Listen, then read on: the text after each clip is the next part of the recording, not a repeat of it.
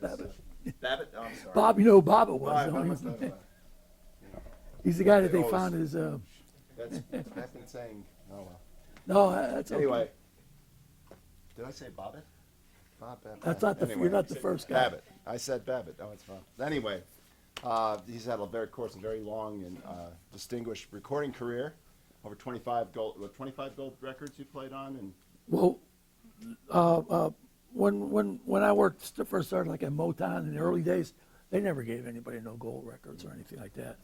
It wasn't until I moved to the East Coast, and then some people I worked for, I was fortunate enough that they gave them to us. and over 200 top 10 hits. I read. Well, That's great. you know, maybe I don't know. There's It's a lot. Anyway, lot of we're records. very impressed. A lot of the songs I grew up listening to, and so let's give a nice welcome to Bob.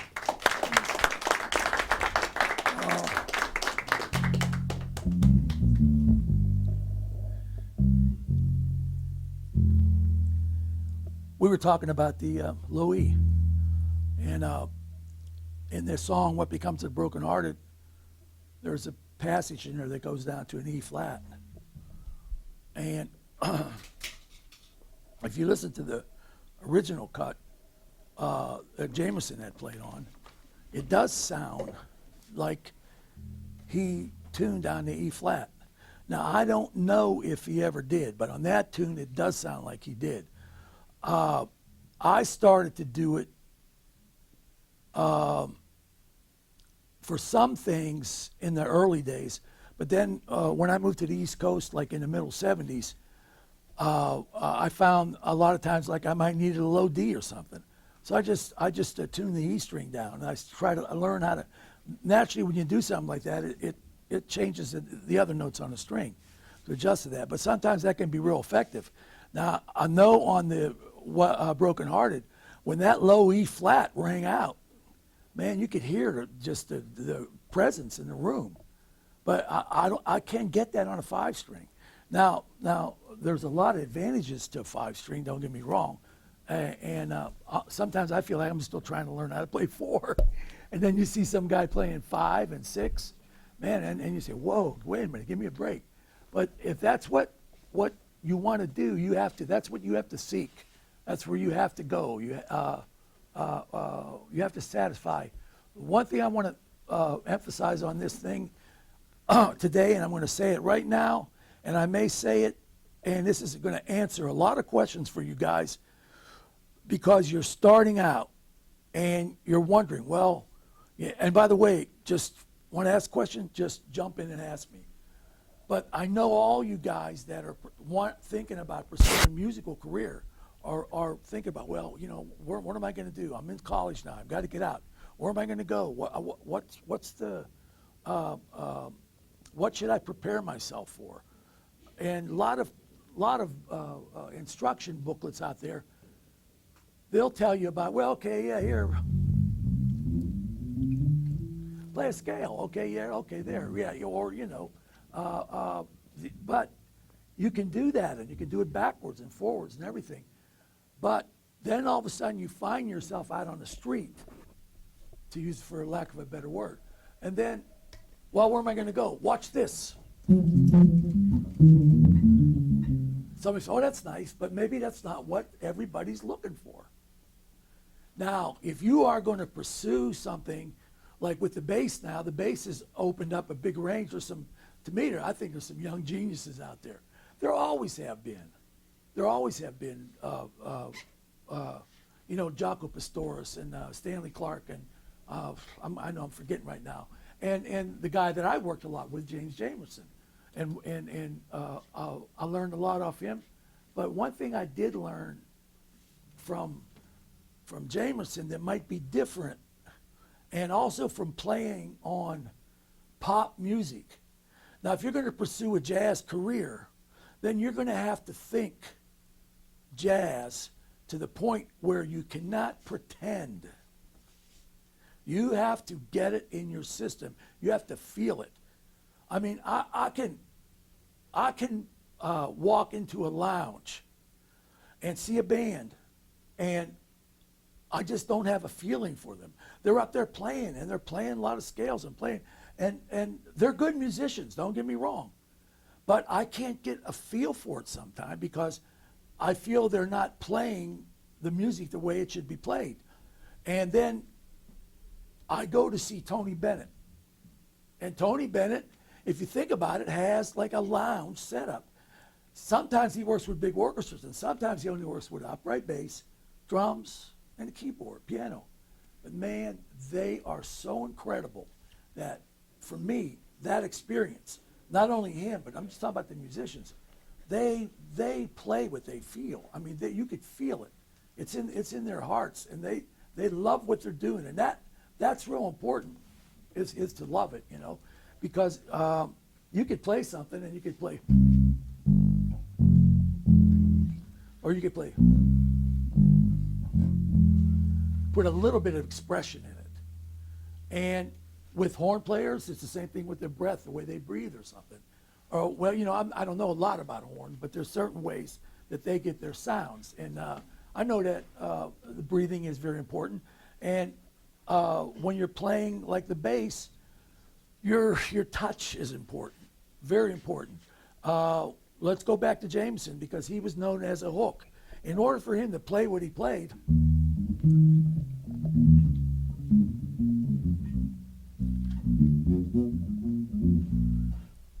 I mean, there's no way he could have played. He couldn't have got the feel. He wouldn't have been able to play all the notes. So right there is the first lesson that I think everybody should aim for, is to be relaxed. Relaxation is real important, because the more you're relaxed, and the more I'm telling you, you're gonna play better. And I don't care what you play. Now there are the moments when you got to dig in a little bit, but sometimes that's not necessarily the answer either, because with a more relaxed feel, I think you could do more. I think you could play more.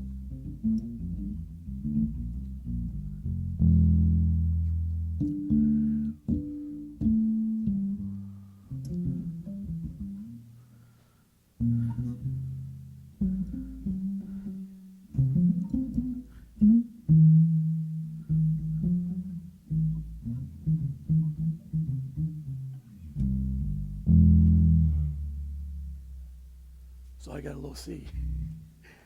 I lucked out. But the thing is,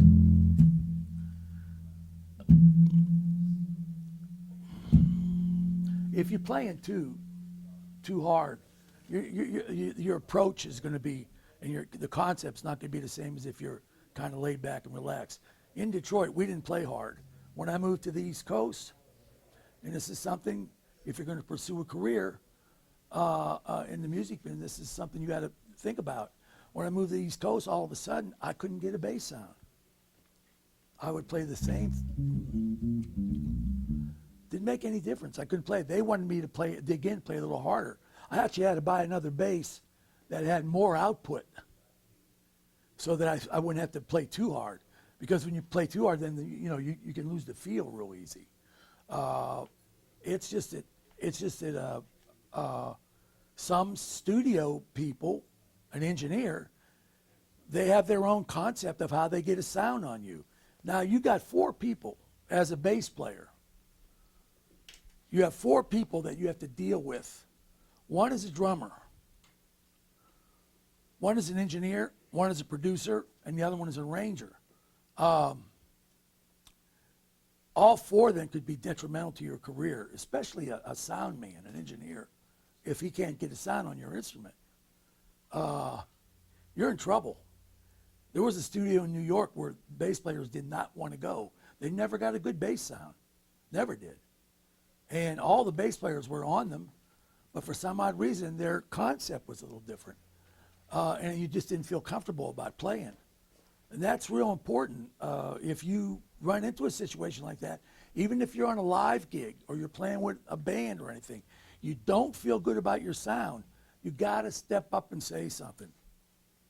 And you want to be a gentleman about it, or a lady, and you don't want to, like, I had some situations with some guys where I couldn't hold back. I mean, put one guy up on a clothes hook and took another guy and picked his ankles up and wanted to hit it. But he was really busting our chops. And these guys were musicians too, who had success as a producer. And all of a sudden, their whole attitudes changed. And then they used to come and bust our balls, you know. So, of course, I had played on some records for those guys, so I could get away with some of that. And then it was kind of like in jest anyway. But what you got to realize that what brought that on was not only the way they were treating the musicians, but you can't play that way. You can't feel relaxed. If anybody wants to ask anything, please ask. Please ask. Because sometimes, I mean, I can sit here and play, and I will play some, but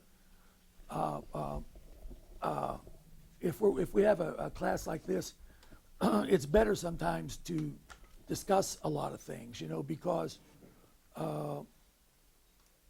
if you feel you need to know you're not sure of, just ask me, and you know, I might not even have the answers for you. I had a question about taking stuff from the page in a recording session. What do you get? How do you turn that into something you can feel? That sort of thing, you know. Well, how do you talk about the arrangement? And the arrangement might be already set, but you might change things. I'm curious about that. well, there are different scenarios that can happen. You have some arrangers, if there are a arranger on a session, he may have just a chord chart. Or there are some that may write out almost all the notes. And there are some that maybe write certain parts out that they want to hear. And then the rest of the song is chords. And they'll notate like a similar feel, like. They may write out a feel, and then for the first couple bars, and not necessarily put notes down there too. They might just put rhythms down there. And then there are the arrangers that are real adamant about what they write. I worked for a guy in New York, and he used to write every note out. And some sections that didn't quite feel right to me, I would change. Not just maybe a few notes here and there. And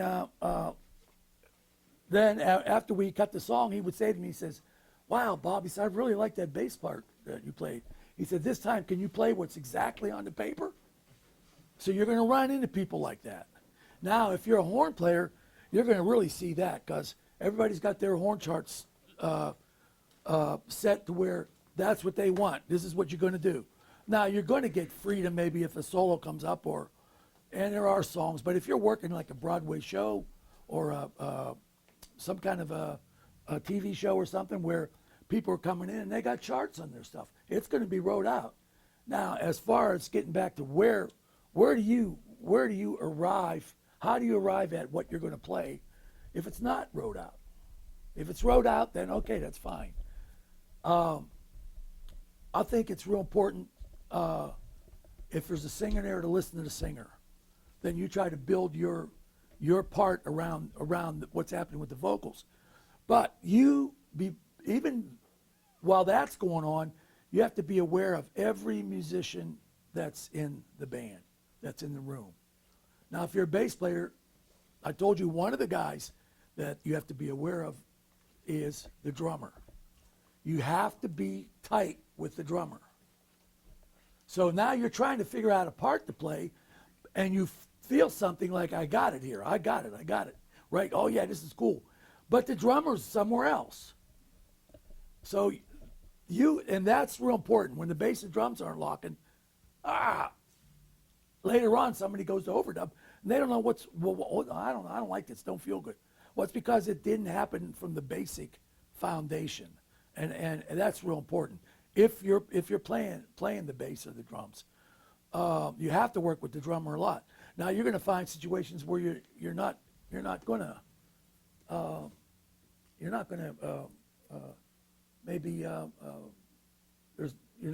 jive with them. You know, it's not going to happen. And you got to try to figure out why, because if you're working for somebody and they think that you're not playing right, they may think you're not playing right if they don't know who's playing right. Or maybe you're working for a guy that's the drummer's friend, and then the drummer says, "Oh, this guy, he's not grooving."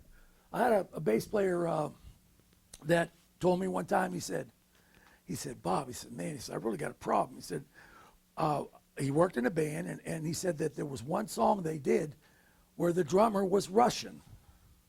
And he could not find a groove on his bass. And he said the drummer was real high strung. And he was afraid to approach him and even talk to him about it. So I said to him, I said, well, I'll tell you what, here's what you do. I'd thought about it for a minute, and I said, here's what you do. Next time you play with him, when you're on a break somewhere, before you play that song, say to him, say, hey, you know this song we play? He said, you know, I have a problem. Blame it on yourself. I have a problem. I'm rushing the song. I'm rushing. Can you hold me back? Well, guess what? About 3 weeks later, I got a phone call. Well, I got a message on my answer machine. And this is what it said. Hey, Bob, guess what? It worked. Sometimes you have to do that, to go to them extremes, because you have to realize that they don't remember the good things. You might do something that stands out, don't get me wrong. But if you do something they don't think, oh no, this ain't happening, this guy's not happening, that's what they're going to remember. And then they don't want to call you back. Call somebody else. Or whatever, you know.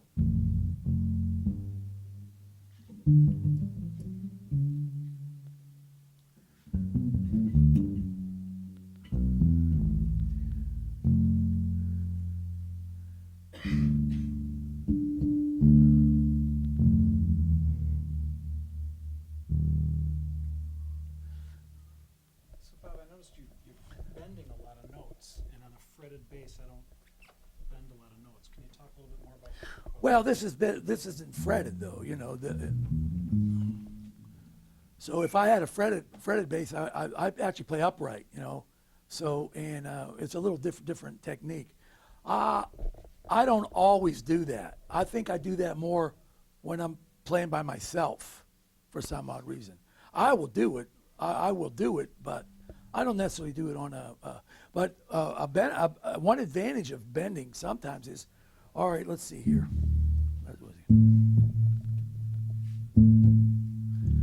Okay, so we're going to do something in D. Now, an advantage of bending. So say we have a line that goes.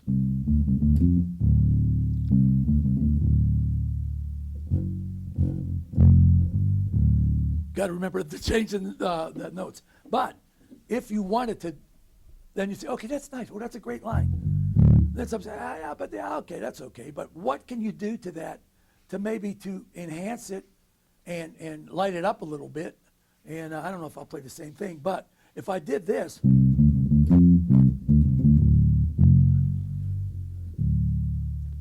all of a sudden there's a different color there, because but because it was tuned down lower too, it's easier to bend. So it's just different. And you know what happened was, somewhere along the line, the bass synthesizer kind of took over. And one thing about the synthesizer, there's a lot of bending and, you know, that kind of stuff going on. So maybe bass players kind of try to lean themselves that way. That got a little popular too. And then you know, we had the slap bass and everything. I mean, I never got into it a lot. I got it into it enough where, in case I had to do it. But sometimes you could get branded what type of music you play too. You know, if you were noted for playing in a polka band all your life, chances are they're not going to call you to do a jazz session or you know, that can happen. Now there's some examples of some guys I can tell you about. One guy in particular, a bass player, is Will Lee on the Letterman show. I mean, God, man, the one thing about Will is, if you have watched a show, most of us know about the show, there's a variety of artists that come to that show. And you have country artists, you have jazz people, you have R&B, you have pop people. I mean, just every kind of music you can think of. And Will, when he plays behind those people, he sounds for real. He plays every style, and it feels good. Now, there may be a particular style he doesn't excel in, but he's a perfect example of, I would say, if you wanted to be a studio musician. I mean, in Detroit with the Motown thing, we kind of had a style developed. And one thing I did in Detroit is I took the back plate off a long time ago because I was doing some pop sessions too, and I wanted to get more sustain.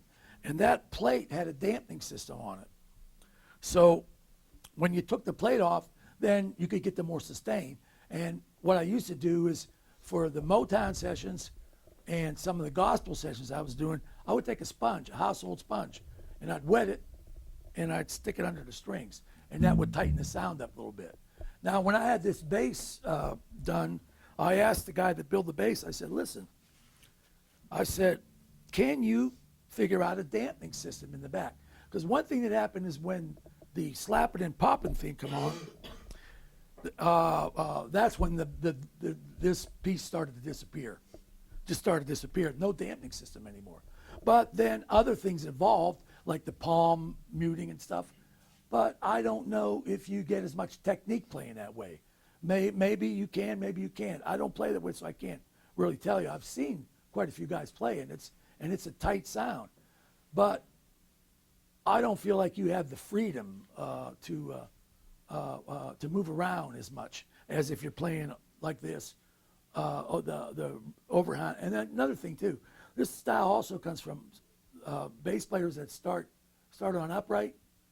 I think they had a harder time adapting to the slap style because they were so used to playing this way. I know with Jamerson with the one finger, that's how he played his upright.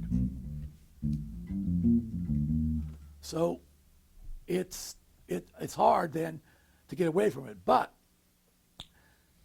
this the guy that built this bass found this system somewhere out of the Netherlands or something, and it has 3 levels, has all open. I mean, it has sustain forever.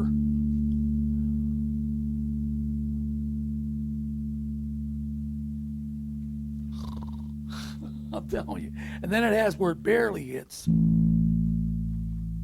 It still sustains a lot though. And then it's more tighter. And that's more to me was the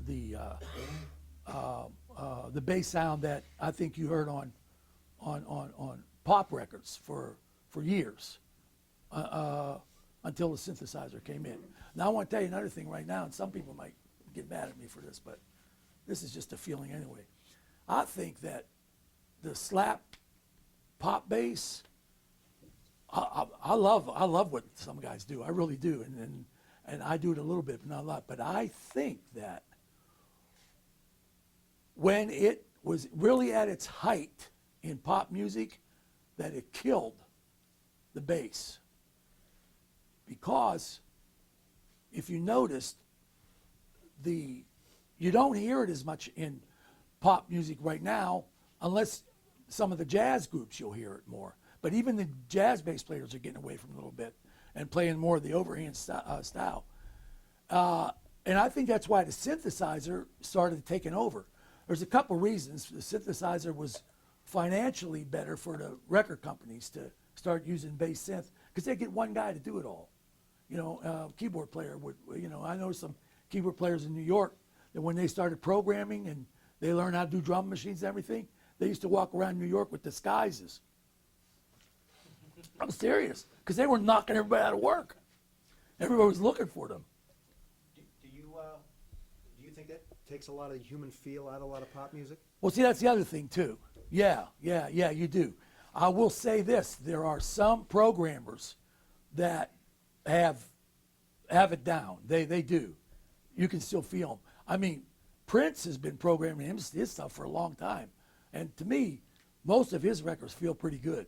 I can't tell sometimes. I mean, I can tell some from the sound, but just the feel of it. You can almost, even if you know it's a drum machine, you can almost feel that it could be a real drummer. He's got it. There are guys like that have it down. It's not easy. Because, the greatest thing about playing live and playing with guys is you're feeding off everybody. And what's happening is a lot of spontaneous things happening right on the spot. And one great thing about the Motown studio is everybody was close, and you can have eye contact. And that meant a lot too, for people to feed off each other. And you listen to the drummer, and he's watching, and you see their eyes, and you this, and pretty soon, before you know it, bam, you got that chemistry. Everybody's working together, and that's one thing that that particular rhythm section really had a connection, spiritual connection. The chemistry was great. Actually, about that, how were the choices made for who was on? Like, which cuts? Was it like a time, like who happened to be there during that stretch of the studio? Like, how did you end up on Tears of a Clown versus something else, or something Well, I think it was sometimes it was a producer's choice on certain musicians, but I still think there was that nucleus of guys, and when they really got busy and there was more things going on, then there was a need sometime, well, this guy's worked, 2 sessions already today. Well, let's get this other guy in later or something for the later session. It's hard to say how some of that stuff happened. Some of it just happened, for different reasons.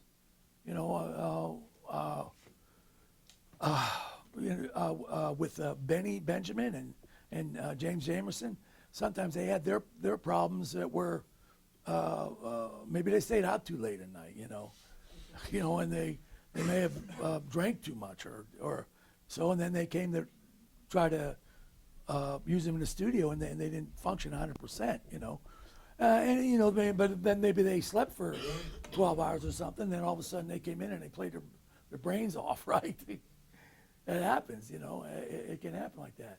You never know why. There was a lot of stuff going on, and there was a need for the guys. I don't know how many actual, when you say, like in New York, I can remember when there was up to 10 rhythm sections, top A rhythm sections. All the guys, drummers, bass players, guitar players, keyboard players, whatever, happened at one time. But in Detroit, it wasn't like that, and somebody once told me, he said, this will never be a big recording mecca because they don't have the players here. Now, when they left, there is a possibility that some of the younger guys coming up may have filled it in where it would have expanded, but we never knew. It just it went all in different directions.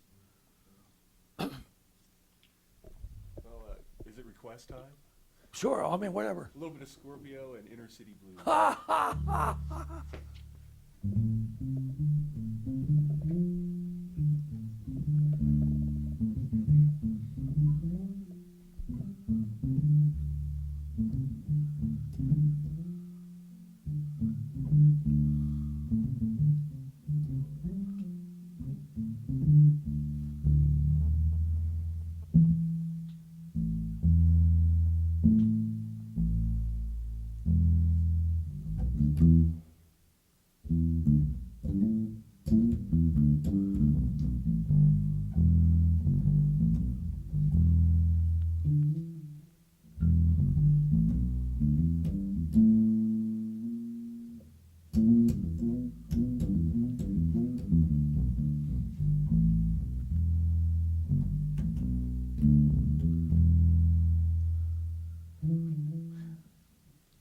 I don't remember every note in it, but that was a experience, that record, because usually you hear bass solos or something like that on the jazz stations, and some DJ in New York started playing that cut from the album on a R&B station. Next thing you know, man, it was requests for it like crazy, man. And it, as a pop record, it sold over 1 million records as a pop record, which was, and the groove, the section before the bass solo, probably, I mean, when we used to talk about that record, or anybody that say it, they'd always talk about the bass solo. But the section before that is about 25, 30 seconds of conga drums and a few drums. That's one of the biggest sampled sections that in the history of the music business for rappers. That section right there. Yeah. So there was a lot came out of that record. What happened with me at that time, Dennis Coffey was the artist, and Dennis wasn't signed with Motown. He was doing sessions over there. He was signed with another company as an artist, but I was signed with them. And as soon as that happened, they said, Bob, you need to go in the studio. You need to, yeah, come on, go ahead, go in the studio, do this, do that. Although they never released anything. But hey, you know, they used to pacify the musicians, let them go and cut some things, but they never released anything. And then when they did, with the Funk Brothers, one of those tunes started to make some noise, started to get on the charts. Bam, they killed it. They stopped it. They didn't want to lose the band from the, you know, from the studio, the session scene. That's why there were no credits. I mean, that's what we feel that happened. There was no credits for I don't know how many years. For a long time. But and that hurt too. But I want to just say something. I'm willing to take some more questions, but I want to say something to you guys about I had some people that approached me and kind of said, you know, you got to do some kind of instruction book or something. And I said, well, you know, there's so many instruction books out there from different musicians, bass players, and companies, and they have just the Mel Bay this, the guitar book, the bass book, blah blah this. Just to do another instruction book, and tell people about scales and harmony and theory, with what you're learning anyway. I will tell you what helped me a lot. I did go to, I had a musical scholarship because I started off playing upright bass, and the best thing that happened to me out of that was I took classical lessons and I learned how to read. And I can tell you right now, boy, that was probably the biggest asset that I had, because in Detroit, one of the first major sessions I did for a black artist, the arranger came with a sheet of music, and you were asking about how do you come about what to play, or came with a sheet of music, and he had the introduction wrote out and the bridge, and for the verses and the chorus of the tune, all it was a chord chart. I think it was just maybe one chord, even like a flat or something. And so, and this is the first session I ever did for these particular people and for this particular arranger. And right there, what he did right there, what they found out is two things. Can I read? And can I create? All right? Then they found out a third thing. Yeah, let's take you and you and you and you. Yeah, I can read. And yeah, create. Watch this. Yeah.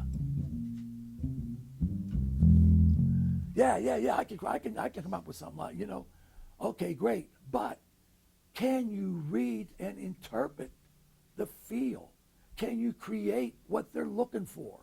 Can you put the notes in the right place?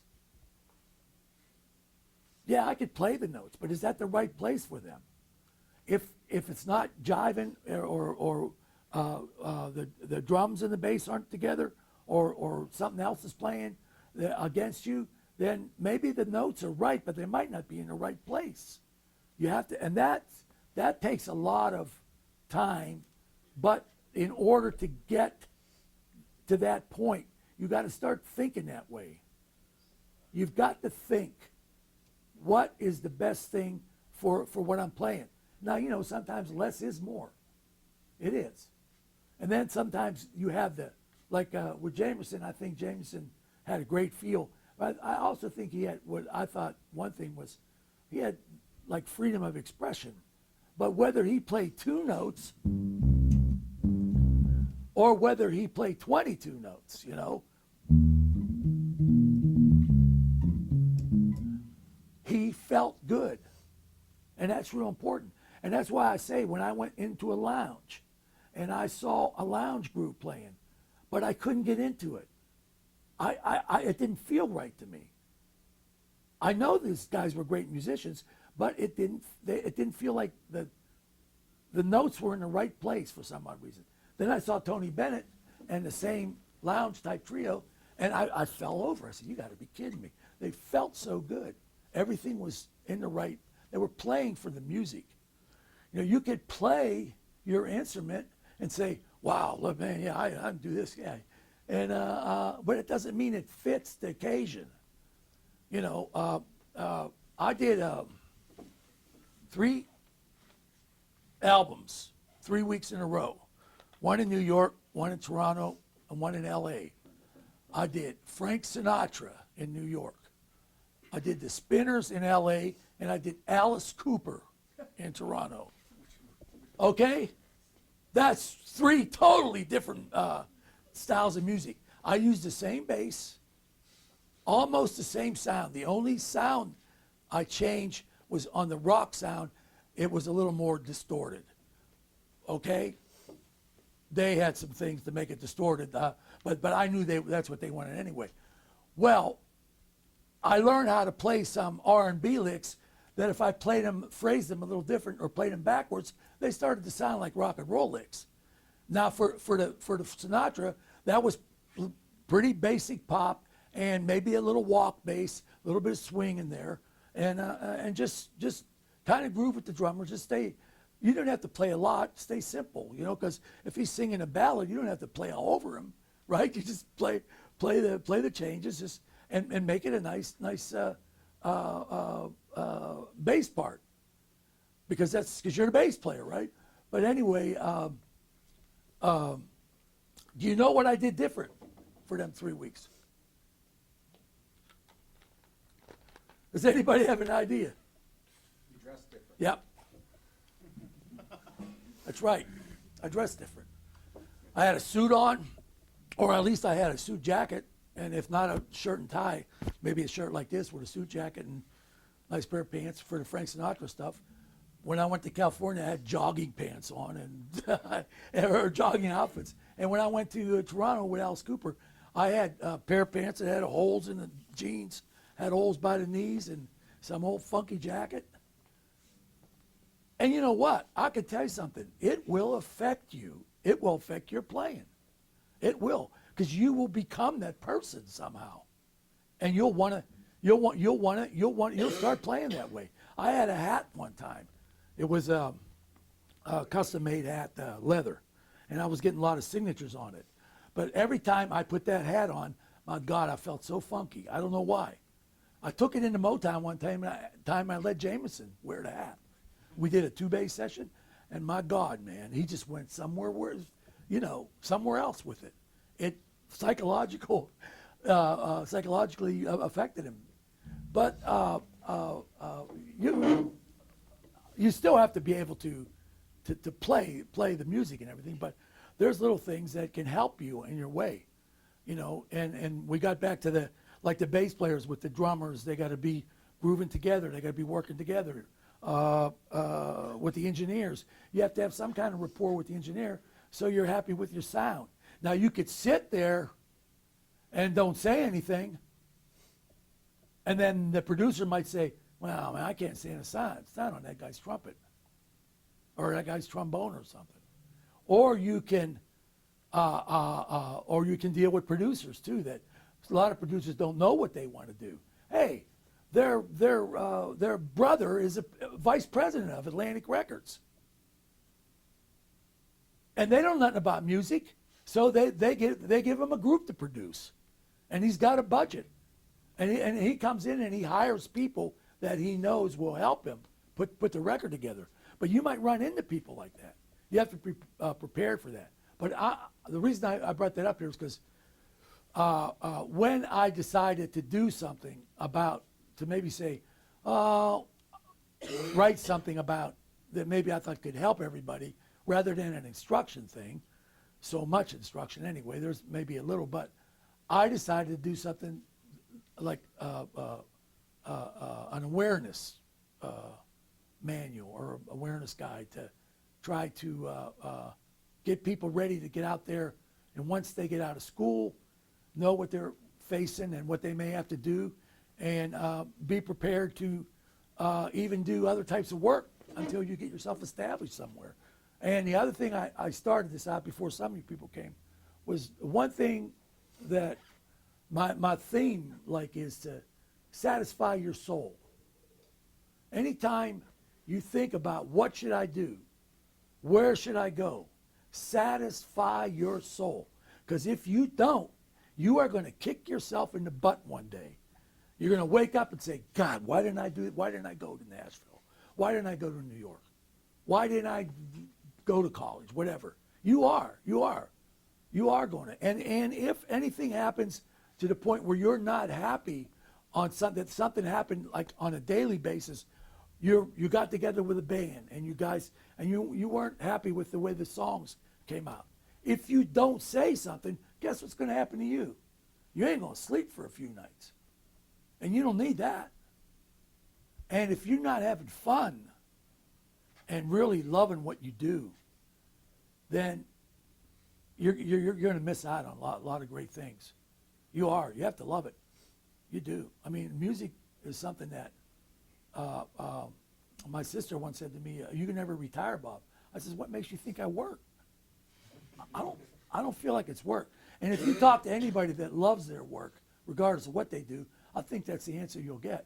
When they love their work, man, they'll. It's like, wow, you're kidding? Another day? That's great. They don't mind it, and music can be the same way for you. But you have to satisfy your soul, and you have to give it everything that you have inside of you, that where you really feel like, oh man, yeah, I'm happy now that I came here. You might not even make it there.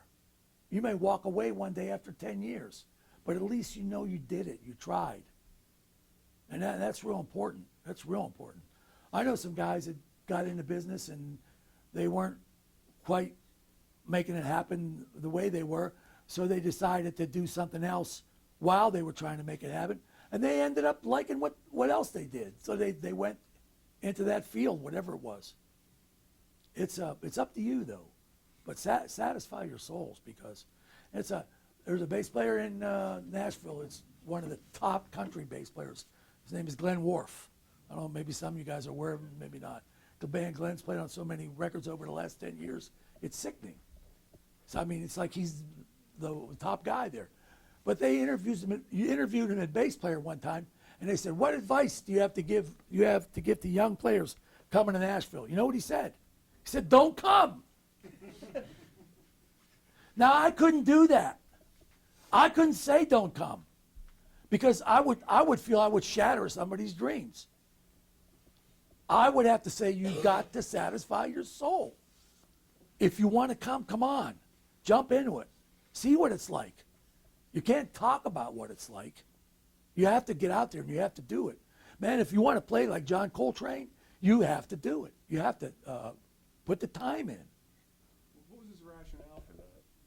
As far as, Wharf for not coming to Nashville?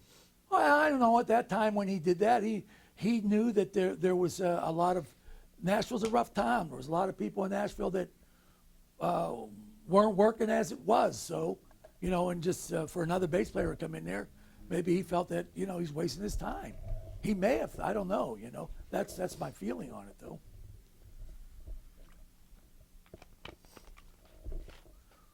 But you got, you just go for it. Go for it, really. Kick ass if you have to, really.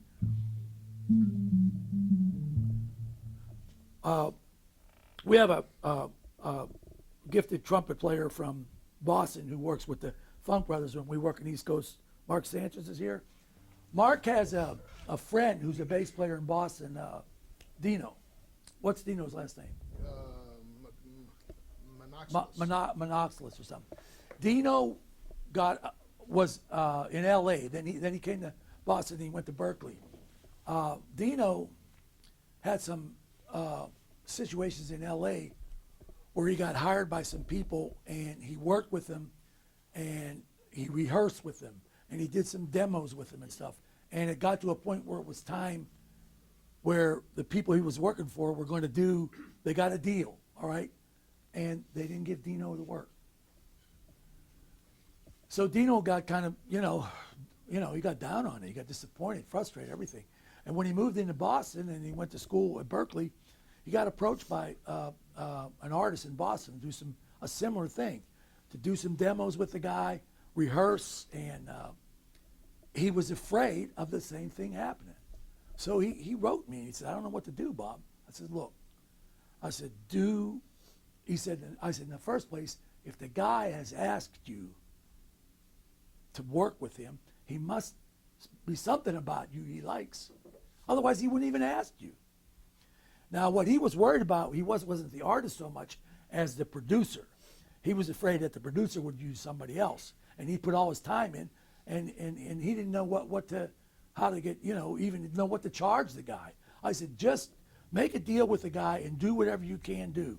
And if it ends up that all you do is the demos, the main thing is to give it your best.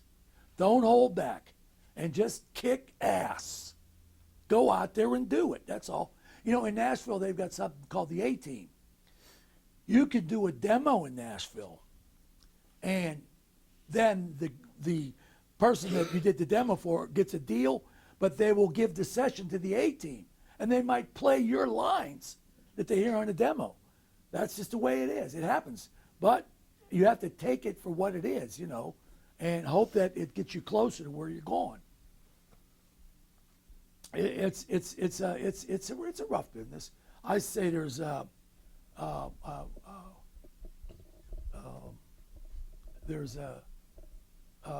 in-laws, outlaws.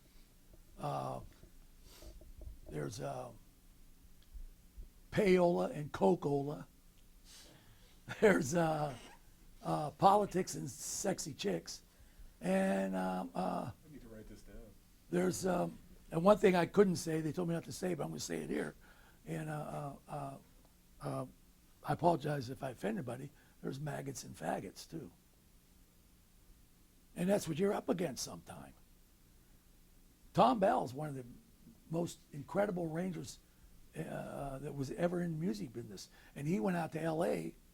to pursue some things, to do some films. He did do a couple, but then he went back to talk about making some deals for some more films, and he came back. He was in Philadelphia at this time, came back to Philadelphia, and we went and do a session for him. We said, well, what's happening with the Toms? He says, I ain't sucking no dick.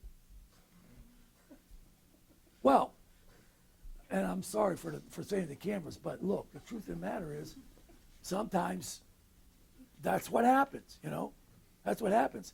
Well, but then that's just the way he was. He said he ain't gonna. I'm not gonna either. But I'm not saying there's somebody out here that wouldn't. Not necessarily in this room. So what are you gonna do about those people? And all of a sudden you see those people, they got the deal. They got the deal. Or who did the soundtrack to this? Oh, it's all politics. Yeah, politics and sucking dick. Well, I mean, it's just, this, I'm telling you, what we talk about here today is in this book. And it's just one of those things that I think everybody should be aware of. You just don't walk out and all of a sudden you're going to burn the world down, You got to, naturally, everybody has to pay their dues, but you have to, and then you have to give them the product. I mean, they can like you. You have to have the personality. You have to be reliable, responsibility. You shouldn't do drugs. You should have an open head about, well, hey, I'm coming here. I'm doing this job. I'm going to be on time, and I'm going to give them. For me, when I go work for somebody, I work for them like it's my own personal project. Whatever it is, I don't care what kind of music it is. I don't. I try to do 100% or 1,000%. That's just the bottom line. And sometimes you might give somebody something that might just be a demo thing, and you might turn around hearing your part on a record down the line because they got the deal, but they get somebody else to play it. That happens. That's happened on a lot of records that I've played on. There's been some discussions about, well, I see over here where this guy played on this record and that guy played. I don't want to get into that, but there's on my website, there's an article called Who's Playing Bass? And it's how somebody asked me that very question. I saw your name on a record and I saw Jameson's name on a record. And in order to answer that question, I had to, write about 3 pages to let people know the things that could happen, what caused that, why that may have happened. And you never know, it could happen to you. Once you get out there and get your motor going and get established a little bit.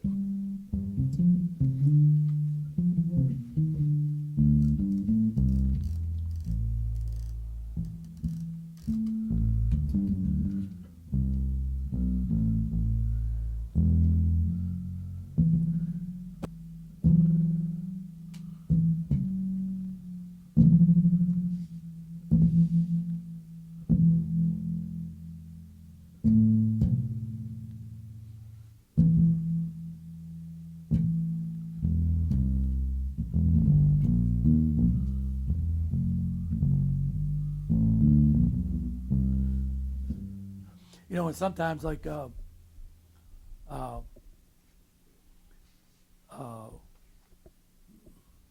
you play certain notes and they if they ring out too long, they sound wrong. But if you're just passing through,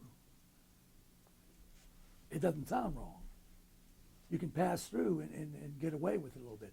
Or if you're going somewhere and you're in another key, you, let me see,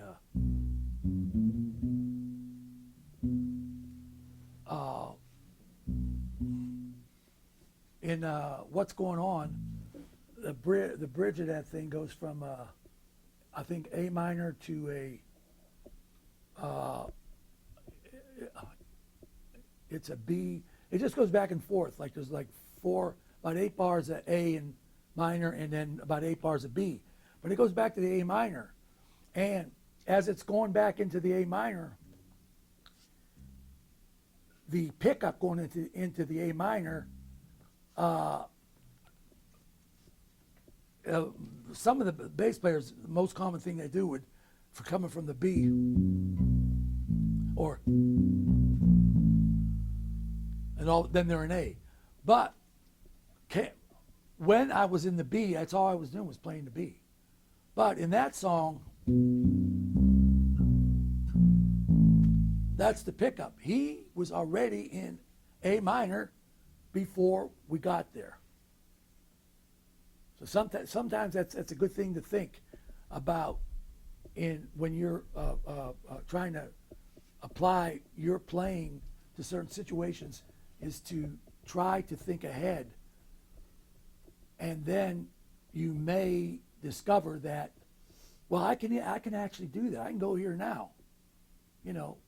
I have an appointment at 2:00, but I can be there at 5 to 2. Start developing habits of thinking ahead habits, because you have a better idea then where you can round yourself out, and whatever you're going to play will make more sense to you because you're hearing where you're going. And you may develop a little different style in your playing too. And you're not necessarily wrong because you're going there. That's where you're going. And you can go there before everybody else gets there. Because when they get there, what you did is going to sound right. Did everybody understand what I said right there? Should I go in more detail or what? Do you know what I'm saying? If we're playing in a key of C, and the next change is a B flat, and 2 beats before we go to B flat, the sax starts playing already in B flat. He plays notes maybe that also would fit or sound right in the key of C, but he may play something like an E flat against it, but as a passing tone or something. But because he's passing through, then it has a better chance of not sounding like a mistake. Jameson's bass player was full of stuff like that, chromatic stuff. Really. And And I can imagine some of the other guys, God knows where Jocko was at half the time. You know, really. It was just, and you know, speaking of two guys I mentioned, Coltrane and Jocko, these are stories I heard. I don't know right firsthand it, but when you talk about your dedication to your instrument, did you know that Coltrane, when he got done playing, went back to the dressing room and everybody packed up? He kept playing. He kept practicing. I don't know how long, but he kept practicing. Where's he at? He's back playing. Did you know that Jocko never had a case for his bass? He walked everywhere like this, on the airplane, like that, and sat down and just played. I mean, that's super dedication, man. I mean, if that's what you really, you know, want to do. But when you think about guys that reach that level and everything, as my personal experience with rehearsing, I have had some times, and I don't know how much good it did me, but I've had some times where I turn on a football game or a basketball game or a baseball game and just turn the sound off and sit there and watch a game and be playing. And before I know it, I'm playing 4 hours. I don't know if I know what I'm playing or what I played, but I've been, you know, just playing. So there's a lot of things like that you know, to develop your own little thing. And that's another thing too. You can try to sound like somebody, but at some point, what will happen is you'll develop your own thing too.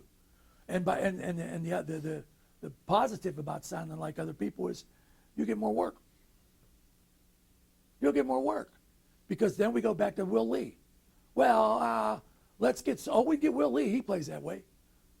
Well, but it's jazz. Yeah, well, let's get Will Lee. Well, it's country. Well, Will can do it because they see him while he's doing it on the show. So don't hold yourself back unless you hate. That's a nasty word, but if you don't really like the music, then that's something different. If you're geared for where you're going, okay, stay there, go for it. But if you're thinking about, I want to be an all-around musician, I want to hopefully maybe get involved in studios or whatever, like the TV show or Broadway shows or going to Vegas or something, then you should think about trying to explore, open your ears to different styles, because it's definitely going to pay off, definitely. With just a minute or so left, is there something we should listen for or anticipate tonight in particular that? At the show? Yeah. Well, I'll tell you what.